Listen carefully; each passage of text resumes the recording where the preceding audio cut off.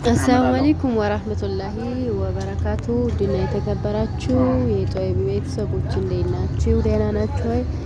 አልሐምዱሊላህ እኔ በጣም ሰላም ነኝ። እናንተስ እንዴት ናችሁ? በያላችሁበት ሰላም እያለው ሰላማችሁ ይብዛልኝ ብዝት ይበልልኝ እና ውድና የተከበራችሁ ቤተሰቦቼ ዛሬ አንድ ስለ ስራ አዋጭነት ኢትዮጵያ ውስጥ ሆነን ብንሰራ ያዋጣናል፣ ምንድንስ ብንሰራ ትርፋማ እንሆናለን ለምትሉ ልጆች ማለት ነው መረጃውን ልሰጣችሁ ነው የመጣሁት።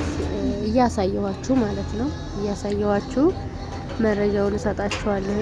ለምን እዛ ሀገሩ ናችሁ ምን ሰርተን ነው የሚያዋጣን፣ ምንስ እንሰራለን ብላችሁ በእርግጠኝነት ታስባላችሁ፣ ትጨነቃላችሁ፣ ታወጣላችሁ፣ ታወርዳላችሁ።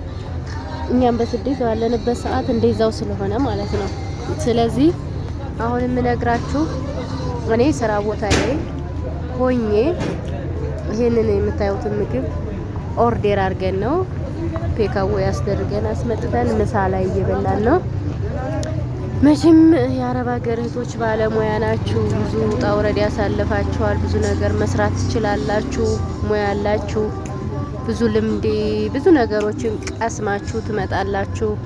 ክፉንም ደጉንም ስላያችሁ ብዙ ነገር ትችላላችሁ ብዬ አስባለሁኝ፣ ደግሞም ስለምትችሉ ማለት ነው።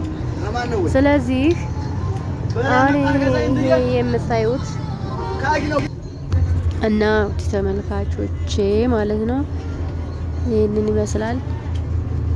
እና የሚጠቅማችሁ ምን አለ መሰላችሁ? እናንተውን ያላወቃችሁት ነገር እዛ ሀገር መታችሁ የምትሰሩት ሙያው ስላለ እዛም ሀገር ስለምትሰሩት አሁን መንዲ ቤት ፍሩም ቤት ብትከፍቱ እዛ ሀገር እንደምታዩት እኛ ኦርደር አድርገን ነው። በጣም ይጣፍጣል። እኛ ሀገር ደግሞ ብዙ አይነት ቅመምም ስላለ ያንን የመስራትን ብቃቱም ሙያውም ስላላችሁ መስራትና መለወጥ ትችላላችሁ። እውነቱ ስነግራችሁ ማለት ነው። መካነ ሰላም ላይ 2 ስጋ ቤቶች ማለት እንደዚህ የውጭ ምግብ ቤቶች የውጭ ምግቦች ፍሩም እንደ መንዲ የተከፈቱት ማለት ነው። ስለዚህ እነሱን ብትሰሩ ተለዋጭ ትሆናላችሁ፣ ውጤታማ ትሆናላችሁ። ሰው በብርቅ ማለት ነው በብርቅ ነው እየሰራ እየተጠቀመ ያለው። ወንዱ ቤት አይጠቀምም ምግብ ምሳ። የኛ ሀገር ወንድ ብታዩ ምሳ ላይ ዘብተው በወረፋ ነው እነዚህ ምግብ ቤቶች 2ቱ ጋር በወረፋ ነው ደግሞ የሚሄደው። ምግብ በእንትን ነው በቃ በየእጅ ጥራት መኖር አለበት። በስነ ስርዓት ጥሩ አድርጋችሁ እንትን ታላችሁት የተሻለ ሆኖ ከተገኘ ማንኛውም ሰው እናንተ ጋር የመጠቀም ፍላጎቱ አለው። ለምን በቃ ጣፍጦ ጥሞት ከተወሰደው የማይጠቀምበት ምክንያት የለም። ይጠቀማል በደስታ ማለት ነው። በደስታ ነው የሚጠቀመው። እናንተ ግን መጀመሪያ ስራችሁን በጥራት መስራት አለባችሁ። እጃችሁ ነው ወሳኙ እና ብትጠቀሙ ወይም ብትሰሩ ውጤታማ ትሆናላችሁ። እዚህ እየሰሩ እየተለወጡበት ነው። አንሰዋል። በቃ የውጭ ምግቦችን እያመጣችሁ እዚህ ብትሰሩ አሁን እኛ ጋር እዚህ መካነ ሰላም የሌለ ምን አለ መሰላችሁ? ጁስ ቤት የለም። ፍሬሽ ጁስ ቤት ወይም ደግሞ ጁስ ቤት ቢኖርም አሁን አትክልት ቤት የለም። ጁስ ሲኖር አትክልት ቤት በጭራሽ የለም። እሱም ብትሰሩ እንደዚሁ ተለዋጭ ትሆናላችሁ፣ ትቀየራላችሁ። የሰው ልጅ ግን የመጀመሪያውና ዋናው ነገር ስራ ለመናቅ ነው።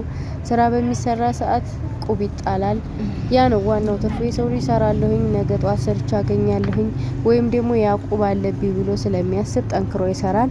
ስራው ላይ ክትት ብሎ ይሰራል። ተለዋጭ ወይም ደግሞ ትርፋማ ይሆናል ማለት ነው፣ ሳይቦዝን ወደ ኋላ ሳይል። ስለዚህ እናንተም ደግሞ ማድረግ ያለባችሁ ምን ልስራ እያላችሁ ከምትጨናነቁ ይልቅ ስራውን ጀምራችሁ የሆነ ቢዝነሳችሁን ለመጀመሪያ ጊዜ ብትከፍቱበት ይሄን ያህል ይበቃኛል የሚለውን ሂሳብ ሰርታችሁ ከዛ በኋላ ስራችሁን መጀመር ነው ያለባችሁ ማለት ነው፣ ከመጨናነቅ ይልቅ። እና እኛ አሁን ይሄን ምግብ እንደምታዩት ፔካዌ አድርገን ነው የመጣው። በፔካዌ ያው በፌስታል ነው የሚደረገው። እኛ ስራ ቦታ ነበር ያዘዝነው። በነገራችን ላይ ግብዣ ነው እና ግልብጥ ሳረገው ስጋው ከታች ነው የሆነው ማለት ነው።